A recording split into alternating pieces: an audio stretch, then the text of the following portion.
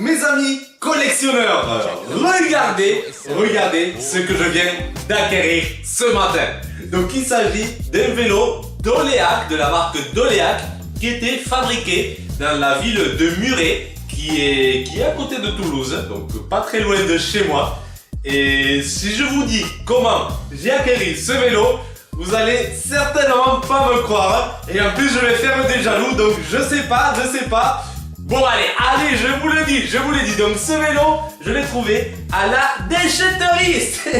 C'est un truc de fou. C'est le genre de choses qui arrive une fois dans sa vie. En plus, coïncidence du destin, je suis allé ce matin jeter quelques affaires que j'avais. Et j'ai vu un papy qui sortait du coffre de sa voiture, ce joli cadre, et qui se préparait pour le jeter dans le bac de la ferraille. Alors c'est sorti tout seul, j'ai crié « Halte, mais qu'est-ce que tu fais ?» Le mec là, il s'est retourné, il a rien compris. Non, je l'ai pas dit comme ça, mais on n'était pas loin. Alors, je lui ai dit du coup que voilà, ne jetez pas ça, c'est un joli vélo. Moi je collectionne ce genre de vélo vintage, je les restaure. Et bon, il a été vraiment sympa car il me l'a donné. Après, je lui ai posé quelques questions, mais il n'a pas trop su me dire car c'était pas lui le premier propriétaire, il avait acheté d'occasion. Donc j'ai pas eu beaucoup d'informations sur le vélo. Après, j'ai vu que les mecs de la déchetterie, les mecs qui travaillent à la déchetterie commençaient à me regarder en train de se dire qu'est-ce qui se passe là, c'est quoi ce joli cadre? Et du coup, j'ai embarqué le vélo dans la voiture et je me suis cassé à toute vitesse avant que j'ai des soucis. Et voilà, donc je suis très content car une fois que je suis arrivé à l'atelier, j'ai eu le temps de bien le regarder, c'est là que j'ai compris la belle pièce que je venais d'acquérir gratuitement en plus, donc c'est superbe. Donc ça a été simple, et moi quand j'ai vu les leviers de vitesse au-dessus du tube oblique, en plus du groupe Campagnolo Nouveau Record, j'ai vite compris que c'était une belle pièce, ça ne trompe jamais. Même les manettes de frein, les leviers de frein Campagnolo Nouveau Record. Et voilà, en plus c'est un vélo ancien qui a, parce qu'on le sait par rapport au moyeu, c'est un nouveau record grande flasque. Et déjà à l'époque, il avait les câbles de frein, le câble de frein arrière qui passait à l'intérieur du tube horizontal, donc vraiment typique des vélos artisanales haut de gamme. Même les câbles de dérailleur, celui du dérailleur arrière, ils passent tous à l'intérieur du tube oblique, et celui du dérailleur arrière, il ne réapparaît qu'ici. Donc c'est vraiment impressionnant, un vélo qui était vraiment avancé pour son époque. Et c'est vraiment, ça a été un plaisir de pouvoir sauver ce vélo, ce cadre du triste destin qui l'attendait. Donc je suis vraiment content. Et ce que je vais faire, c'est que je vais le restaurer, le remettre en état. Donc je vais partager avec vous cette belle restauration. En plus, comme je l'ai eu gratuit, j'ai de la marge, on a de quoi s'amuser, il y a un petit budget. Donc bon, après il y a quasiment tout. Il nous manque juste une roue arrière et un dérailleur arrière, donc rien de très méchant. Vraiment, si j'ai réussi à trouver les pièces d'un Colnago C35, ça les gars, c'est de la rigolade. Donc rien de très méchant, le cadre est propre, il n'y a pas de poque ni rien. Juste bon, un bon nettoyage. Pour la peinture, je vais voir, je ne sais pas encore, je vais nettoyer, je vais voir ce que ça donne. Et après, je réfléchirai. Donc déjà, en tout cas, toutes les pièces, il faut bien les nettoyer et tout. Donc, il y a de quoi s'amuser, il y a de quoi faire, il y a de quoi s'occuper. Et je vais partager avec vous si ça vous tente tout ça. Bon les gars, vous êtes chauds? Allez, ben c'est parti!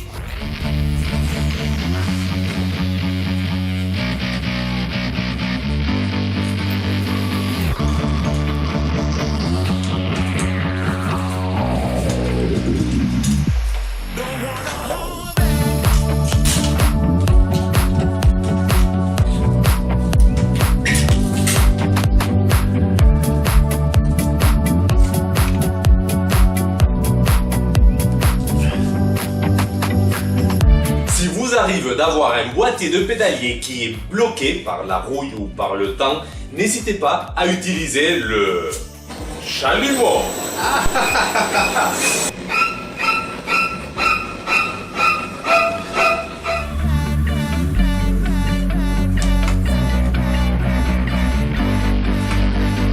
démontage de la partie fixe du boîtier de pédalier est une opération assez délicate que lorsqu'on la réalise avec les mauvais outils, ça peut venir endommager notre pièce mais aussi notre cadre.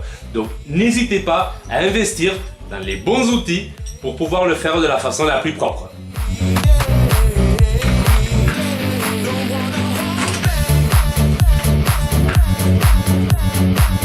Bon les gars, maintenant de quel côté dois-je forcer pour dévisser le côté fixe du boîtier de pédalier? Bon, pour cela, il faut regarder la partie mobile que j'ai démontée tout à l'heure pour voir s'il y a une indication. Et là, bingo, j'ai inscrit 35 par 1. Donc 35 par 1, ça veut dire qu'il s'agit d'un pas de vis français. Donc le pas de vis français, pour le dévisser, c'est voilà, comme tous les autres, il faut forcer vers la gauche. Bon, ici pareil, c'est assez dur, donc je vais utiliser le chalumeau pour alléger un peu ça. Allez!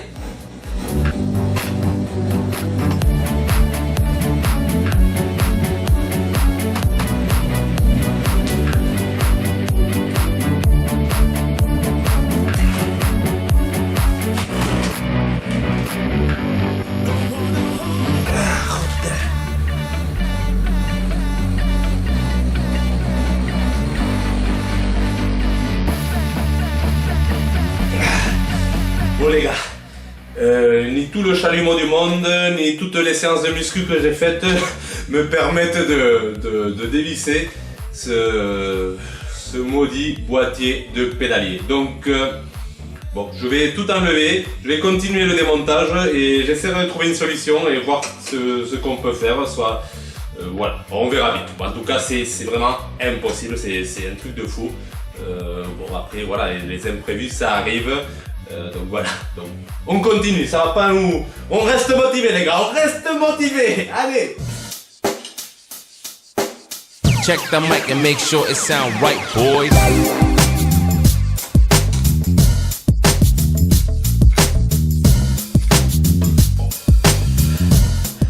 Relatif de celle-là, il ne veut pas bouger. Allez, bien.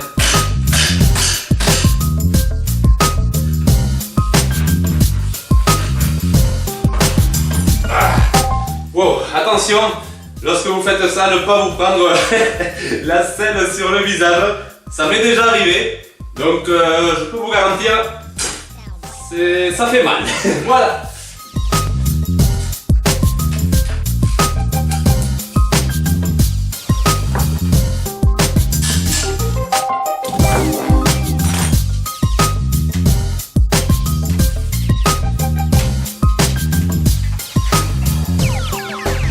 It sound right, boys.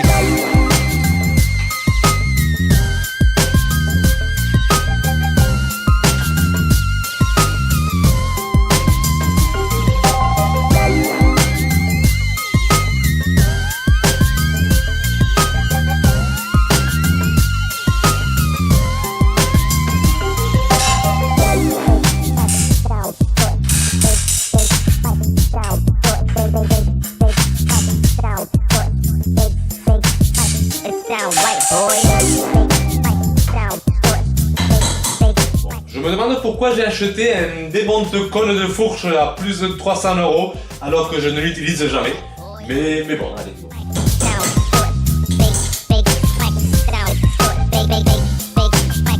Bon, mais mon cadre est démonté. Bon, ça n'a pas été facile, ça a été le démontage le plus sportif depuis un bon moment.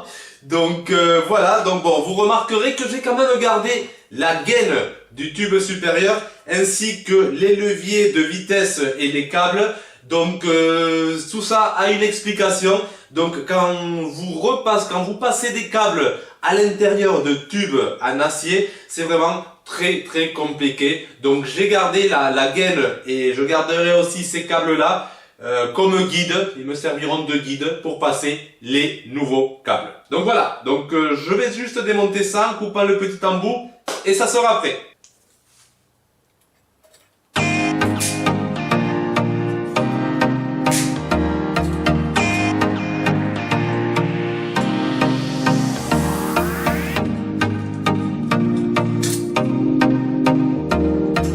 Wow, il est hyper léger ce cadre.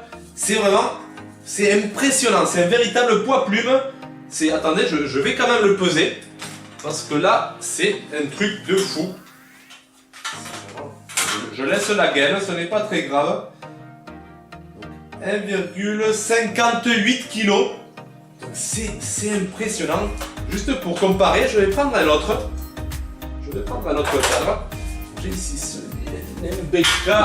Bon, c'est pas du très haut de gamme, c'est du Chrome Moly. Mais waouh, la différence est impressionnante. On dirait qu'il fait le double. Donc, je vais peser le MBK quand même, comme ça on le saura. Allez, c'est parti. Bon. Quelle expérience de fou chez Bicycle Collector, la meilleure chaîne YouTube. Donc 2,63 kg. 2,63 kg, c'est impressionnant. Donc quasiment le double. Donc le double. Donc c'est vraiment impressionnant la différence qu'il peut y avoir entre un cadre artisanal, un cadre haut de gamme et un cadre qui, bon, c'est pas le plus basique, hein. On est en acier Chrome Moly quand même. Donc c'est vraiment la différence de poids, presque 1 kg, c'est impressionnant, c'est énorme. Seulement 1 kg pour le cadre, c'est énorme. Donc voilà, il va falloir que je m'applique dans la restauration parce que ce n'est pas n'importe quel cadre, hein. C'est, voilà, Doléac, chapeau. Allez, c'est parti.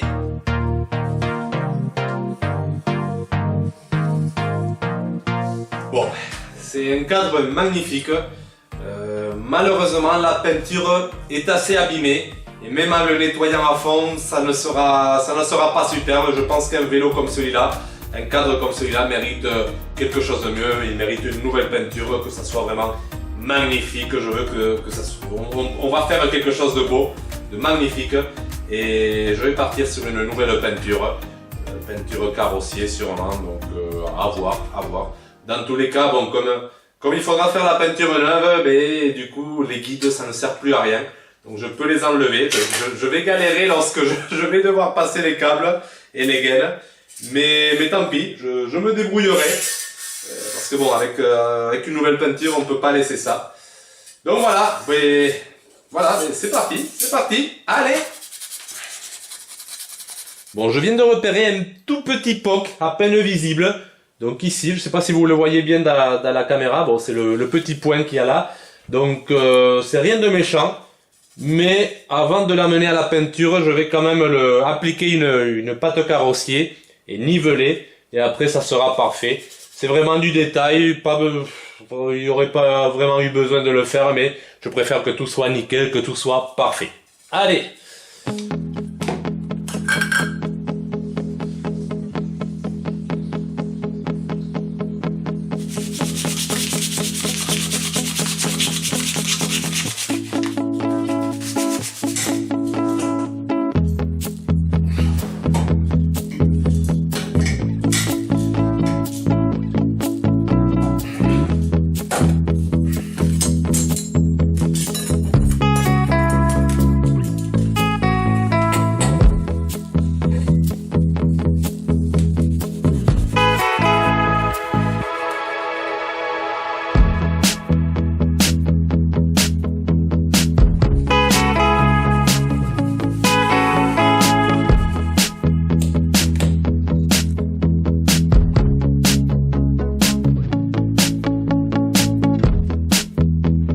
Mais la potence d'origine ne me conviennent pas trop. J'ai donc commandé des nouveaux de la marque Sinelli.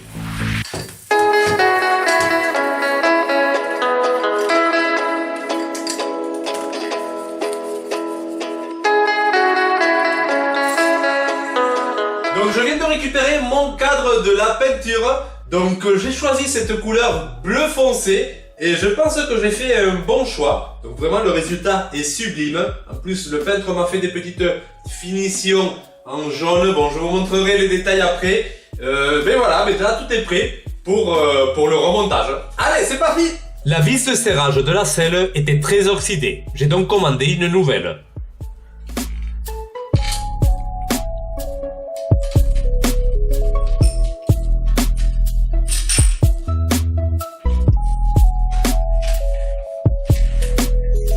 Bon, pour le jeu de direction, je me suis fait plaisir et j'ai acheté un Campagnolo Nuovo Record. je pense qu'il sera bien meilleur que celui qui avait d'origine. Et en plus, ça ira très bien avec le reste du groupe. Allez!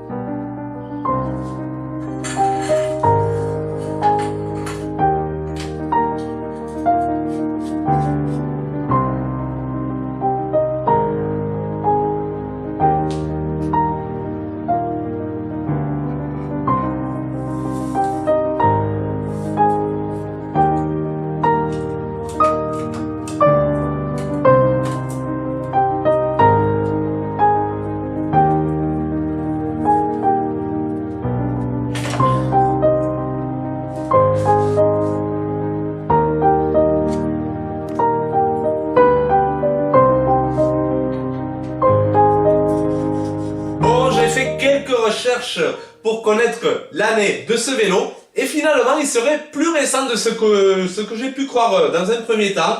Donc il s'agirait d'un vélo entre le début des années 80 et au plus tard 1984. Donc si je me fie aux cocottes blanches des leviers de frein, ça serait 1984 car cette couleur là n'est apparue qu'en 1984. Après, il ne faut pas se fier à ça à 100% car les cocottes ça s'usait et les gens n'hésitaient pas à les remplacer. Mais sinon, ça serait 1984. Par contre, d'après les recherches que j'ai pu faire, Doléac, qui a été fondé en 1973, aurait disparu en 1983. Donc ça, c'est très important de connaître les années pour commander les bonnes pièces, les bons composants. Donc voilà, mais après j'ai quelques doutes par rapport aux cocottes. On va dire début des années 80, jusqu'à 1984, début des années 80. Voilà. C'est dommage de ne pas avoir eu le dérailleur arrière qui nous aurait donné plus d'informations, mais ce n'est pas très grave. Après cette roue, je n'ai pas pu la réutiliser car voilà, les rayons, on aurait pu la restaurer, mais les rayons sont quand même très oxydés. J'ai donc préféré la changer, je trouvais une paire et ça tombait bien, j'avais une bonne paire en stock, donc comme ça je n'ai rien déboursé. Donc j'ai cette magnifique paire de roues avec boyau Campagnolo nouveau record, petite flasque. Donc franchement en sensation de route, la petite flasque, moi je trouve ça plus sympa. Après c'est vrai que la grande flasque esthétiquement c'est joli, mais la petite flasque c'est beau. C'est réactif, c'est sympa.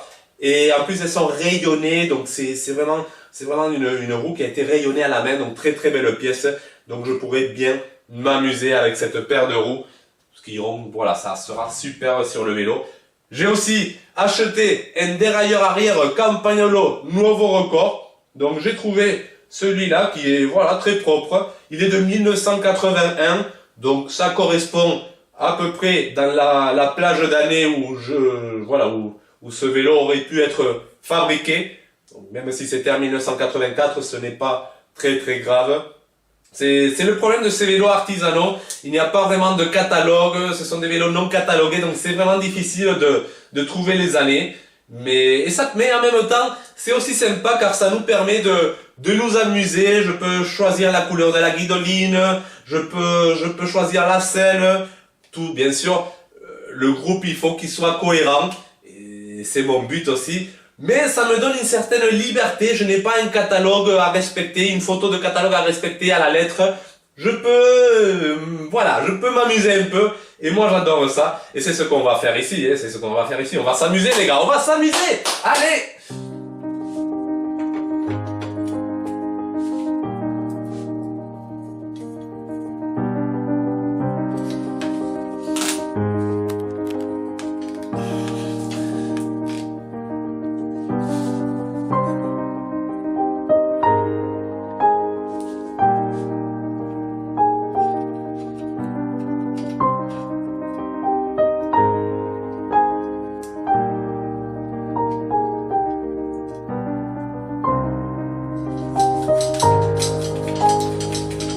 Donc pour savoir à quelle hauteur placer les leviers de frein, soit vous avez de l'expérience et vous le faites à l'œil, soit vous utilisez la bonne méthode de notre ami Frédéric qui nous apprend dans sa chaîne YouTube de Vintage Bike Factory. Donc Frédéric il nous explique qu'il suffit de placer un niveau ou une règle, peu importe, au niveau de la partie basse du guidon, comme ça, bien parallèle, bien en contact, et il faut que la pointe du levier de frein vienne toucher cette partie. Donc là, moi à l'œil, je l'ai déjà fait, après j'ai l'expérience, mais sinon vous le faites comme ça marche très bien. Donc par exemple, si j'avais monté trop, donc voilà, là ça touche pas, la pointe ne touche pas, donc je descends,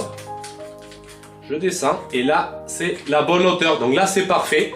Donc voilà, donc méthode très sympa, merci Frédéric. Allez, je continue.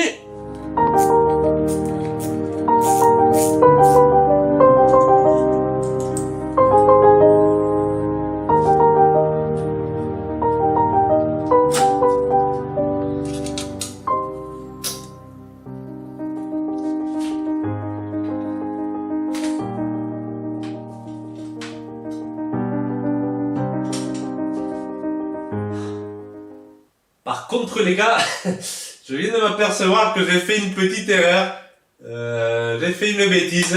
En fait sur ce cadre, sur ce vélo, les câbles de dérailleur, ils passent à l'intérieur du tube, ce qui veut dire que, surtout pour celui à l'arrière, et même pour celui à l'avant, il faut que je passe le câble à l'intérieur et que je le récupère dans le boîtier de pédalier pour le faire passer pour le dérailleur arrière dans la base, et pour le dérailleur avant, le faire passer dans le petit tube qui sort par là. Donc ça veut dire qu'il faut que je démonte le boîtier de pédalier à nouveau pour faire passer les câbles. Donc voilà, j'étais à fond, je suis allé à fond dans le montage. Ça ne m'arrive pas souvent d'avoir ce genre de vélo avec le passage interne. J'aurais pu le cacher dans le montage pour que vous ne voyez pas mon erreur. Mais bon, je l'avoue, je me suis trompé, ça arrive. Ne vous moquez pas trop, ne me mettez pas des insultes. Voilà, mais bon, je vais pas me décourager, ça va prendre, allez, 10 minutes, 5 minutes. Donc c'est pas très grave. Allez, c'est parti.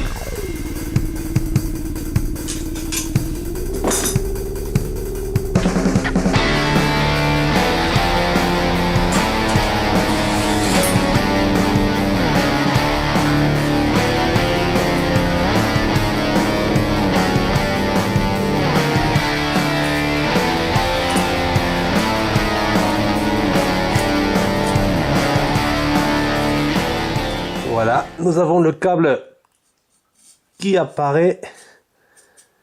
Donc il va falloir le faire passer par la base droite. Ça ne sera pas très compliqué. Là, le trou il est là, voilà. Je ne sais pas si vous le voyez dans la vidéo. Et c'est bon, il faut juste tirer.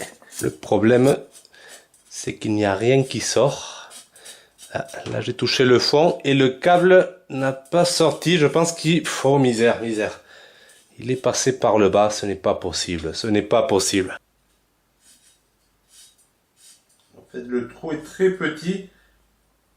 Et le tube il continue par la partie basse. C'est pas terrible. Pas terrible. Faudra que je fasse passer un petit tuyau très fin de là et qui réapparaisse jusqu'au boîtier de pédalier.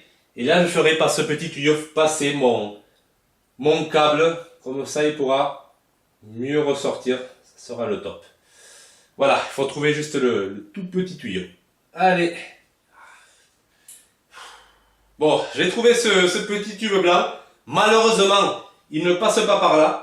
Donc il faudra, je vais pas me décourager, je vais essayer de le passer par l'intérieur du boîtier de pédalier, d'essayer de l'acheminer jusqu'ici, après avec un câble dérailleur, le rentrer par là, pour bien le faire sortir le plus proche possible, et après, essayer de passer le câble par l'intérieur et qui est pris en triangle pour qu'il ressorte ici. Bon, je sais pas si vous avez compris quelque chose, moi non plus, mais bon, je vais tenter, on va voir ce que ça donne.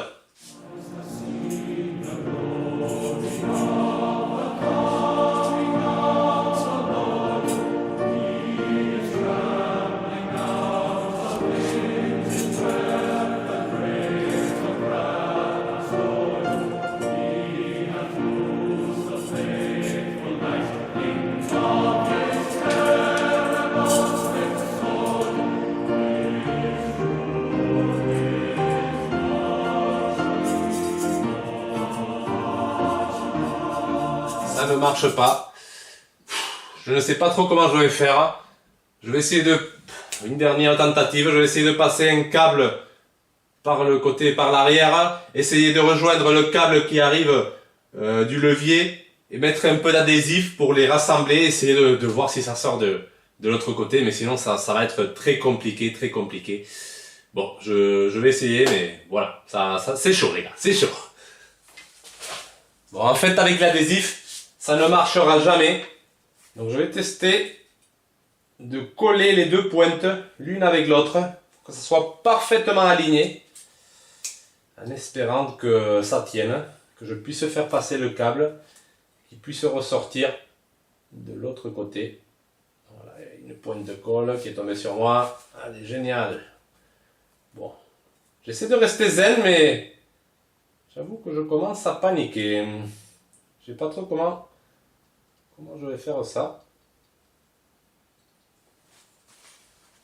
Je crois pas que ça va tenir avec la colle, mais on verra, on verra. Allez. Bon, la méthode de la colle n'a pas marché, donc je vais essayer d'utiliser la méthode de la soudure maintenant. On aura tout fait. Voilà, donc peut-être il y a quelque chose qui m'échappe, peut-être il y a une solution facile à laquelle je ne réfléchis pas à l'instant, mais bon, en tout cas c'est de la folie, et je vais essayer ça, on va voir ce que ça donne.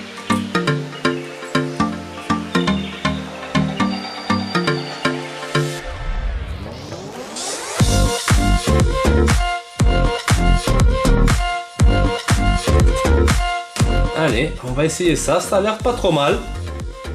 Allez, croisons les doigts. Ah, nickel, elle est là. Wow. Ah, c'est cool, elle est là, donc c'est bon, un problème en moins. Comme quoi, il faut toujours persévérer les gars. Voilà. Bon, il me reste à passer le dérailleur avant. J'espère que cette fois, ça sera beaucoup plus simple.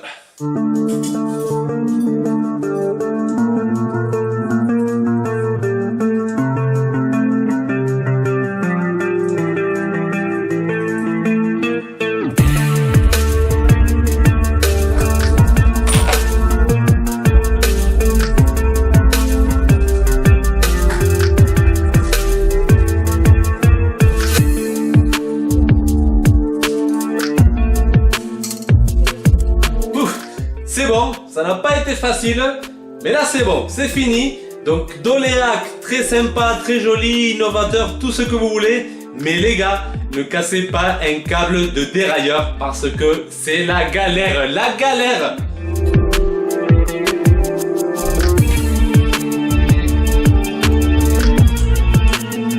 La chaîne d'origine est très oxydée. J'ai donc préféré de prendre une d'époque que j'avais en stock.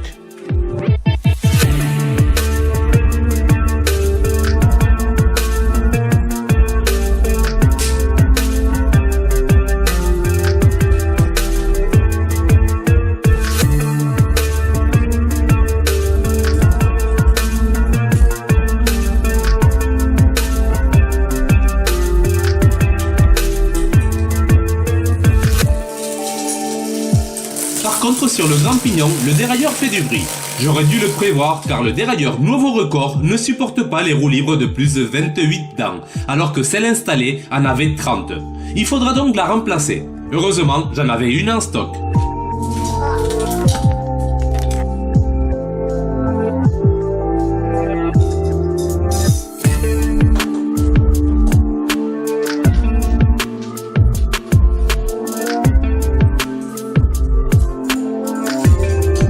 Donc là, pour passer ma gaine de frein, j'aurai aussi un problème car c'est à l'intérieur. Mais après, là, je connais une technique. Donc avec un câble de dérailleur assez long, vous le passez tout à l'intérieur de votre gaine. Voilà, tout à l'intérieur. Il faut qu'il ressorte de l'autre côté. Voilà.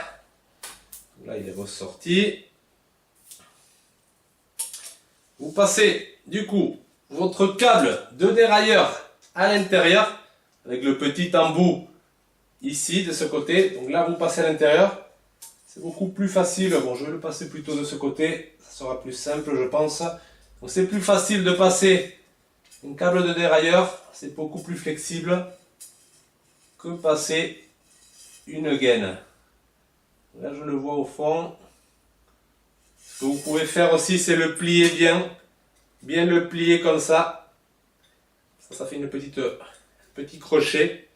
Et vous essaierez de passer ce crochet pour l'attraper à l'autre bout. Est-ce que là je le vois. Ah, le crochet n'est pas assez long, donc je continue. C'est vraiment un beau crochet. Voilà, là ça devrait aller.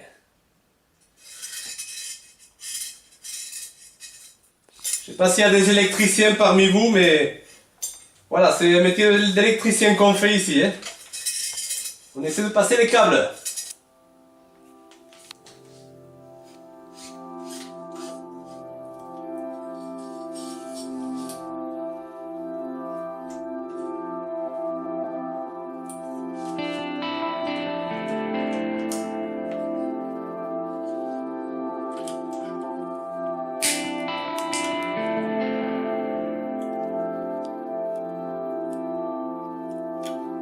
Juste petit détail, lorsque vous restaurez des vélos vintage et que vous changez les gaines, donc des fois sur les gaines récentes, les nouvelles gaines, vous avez les indications de la marque et à moins qu'il y ait marqué Campagnolo ou voilà, ce n'est pas très beau, ce n'est pas très, voilà, très sympa. Donc moi ce que je fais, c'est que j'enlève, c'est très facile, j'enlève la marque avec de la laine d'acier, vous frottez un petit peu et ça part de suite. Hein. Mais ne laissez pas ça, c'est voilà, une question de goût. Voilà.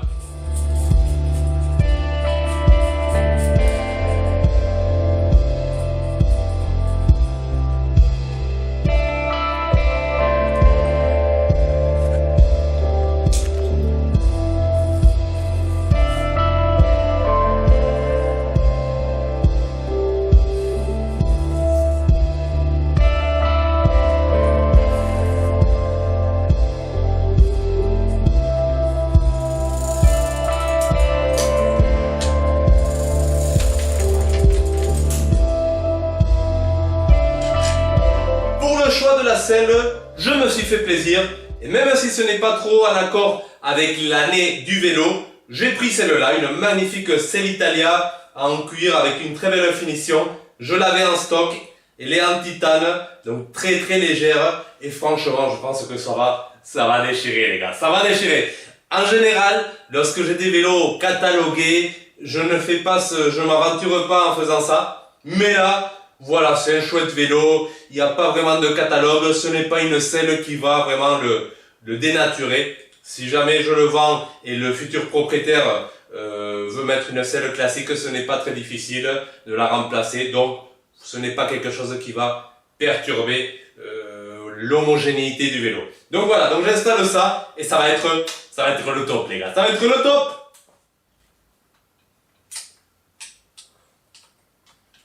Voilà, vélo enfin terminé. Ça n'aura pas été le plus facile que j'ai eu à monter. Mais bon, c'était quand même une belle expérience. On a appris des choses, donc c'est déjà ça. Et le résultat final est tout simplement sublime. C'est vraiment une très belle pièce. Donc voilà, maintenant, il est temps de faire les comptes. Je pense que je m'en suis très bien tiré. Donc je pense que voilà, on a une très belle pièce pour vraiment pas cher. Donc le fait d'avoir déjà eu le cadre, le vélo, la plupart des pièces déjà gratuites, avec celles que j'avais déjà en stock et tout, on s'en sort vraiment très bien. Et je suis très fier du résultat, c'est vraiment un grand collector, une très belle pièce pour rouler, pour collectionner, pour s'amuser. C'est vraiment un vélo sublime. Donc voilà, allez, on fait des comptes et on voit combien ça nous a coûté cette merveille. Bon, il est temps de faire les comptes. Le vélo ne m'a rien coûté car je l'ai eu gratuitement à la déchetterie. Les roues ainsi que la roue libre non plus car je les avais en stock donc elles m'ont rien coûté. Par contre, le dérailleur arrière m'a coûté 60 €. Le guidon et la potence Sinelli 50 €. La guidoline 15 €. La vis de serrage de la tige de selle 10 €. La câblerie m'a coûté 20 € et j'ai eu pour 80 € de peinture.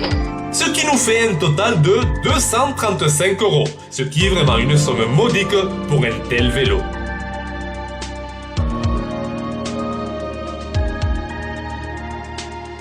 Donc voilà, je m'en sors vraiment très bien et ça prouve qu'avec un peu de patience et avec quelques pièces en stock, on peut monter des vélos vraiment pour pas cher. On peut avoir un grand collector comme celui-là à des prix très abordables. Aussi, le fait que ça soit un vélo artisanal, c'est sûr que ce ne sont pas les meilleurs vélos dans lesquels investir si vous avez une vision d'investisseur. Mais si vous êtes un passionné, ce sont des pièces sublimes. Je peux vous dire que ça, c'est franchement entre nous, je le dis à personne, mais ça c'est mieux qu'un Colnago Super.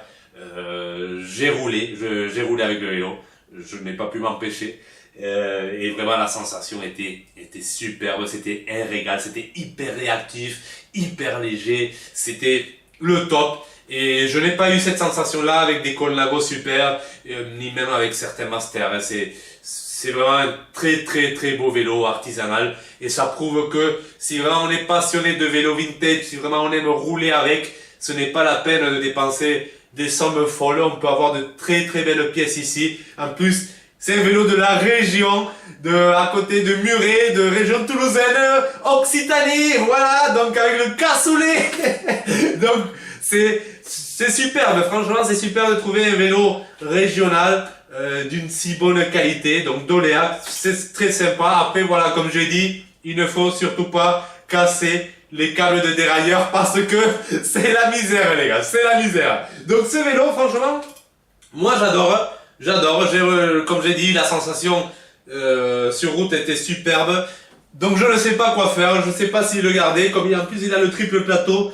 Donc c'est superbe pour monter les côtes et tout ça, pour participer à des événements vintage comme l'Heroica, l'Anjou Vintage. Donc je sais pas si je vais le garder, je sais pas si je vais le vendre. Voilà, donc pour l'instant je sais pas, je vais réfléchir, je vais prendre mon temps. Voilà, donc mais c'est une très belle pièce. Pour la selle, vous avez vu, j'ai changé d'avis. Je pense qu'il faut se laisser des fois qu'on est immergé dans un projet, on ne voit plus trop clair les choses. Donc, j'ai installé l'autre selle, mais vraiment ça n'allait pas du tout. Mais sur le coup, je trouvais que ça allait. Mais après, voilà, après avoir réfléchi, après avoir laissé passer 24 heures, 48 heures, avoir sorti un peu du projet, j'ai vu que la selle ne correspondait pas du tout. Donc, j'ai préféré mettre une selle classique qui passe partout, une Sandmark Rolls.